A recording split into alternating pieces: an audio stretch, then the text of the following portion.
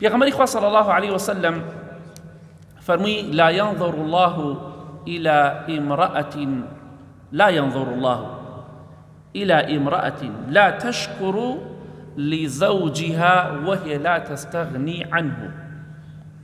خوای گەورە تەماشای ئافرەتێک ناکە بە ڕەحمەت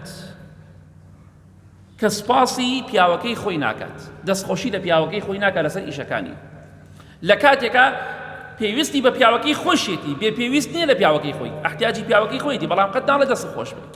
ڕاستەکەی ئەوان لەوانەیە بەعام بێوەفایان زۆرتر پێوە بێت، بەڵام ڕێزیان لێ بگیرێ، بەڵام تۆ کارێک دەکەی بەرامبەر بە خێزانت بەخوا مەرج نییە هەموو کاتی دەستخۆشی لێ بکات سوپاست بکات. بەڵام خوای گەورە تەماشای ئەو ئافرەتە ناکات کە سوپاسی پیاوەکەی ناکات، دەستخۆشی لێ ناکات.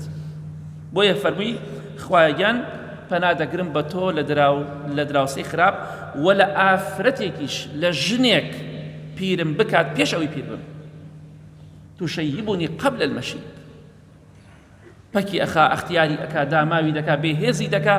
ئەوە پێغەمبەری خوا صلی الله عليه وسلم پەنای گرتووە بە خوای گەورە لە ئافرەتێک کە خراپ بێ لەگەڵ پیاوەکەیدا کە خەمو خەفەت بە پیاوەکەی خۆی بدات. بۆیە خوشکە بەڕێزەکان ئاگادار بن، پێغەمبەری خوا دەفەرمێ صلی الله عليه وسلم لا تؤذي امرأة زوجها في الدنيا إلا قالت زوجته من الحور العين لا تؤذيه قاتلك الله فإنما هو دخيل عندك يوشك أن يفارقك إلينا. کاتێ ئافرەتێک لە دنیادا ئێش و ئازاری پیاوەکەی خۆی بدات. پێغەمبەری خوا فەرمێ صلی الله عليه وسلم ئەو حۆرەی کە لە بەهەشتا هەیە خوای گەورە دایناوە بۆ ئەو ئینسانە ئیماندارە و بۆ ئەو پیاوە، ئەو حۆرەی بەهەشت لە بەهەشتەوە هاوار دەکات، دەڵێ لا تؤذی قاتلك الله، عەزیەتی پیاوەکەم مەدە خوا بتکوژێ، خوا لە ناوت بەرێ. ئەوە میوانێکە لای تۆ بەم نزیکانە دەگەڕێتەوە بەلای ئێمە، عەزیەتی مەدە خوا بتکوژێ، خوا لە ناوت بەرێ.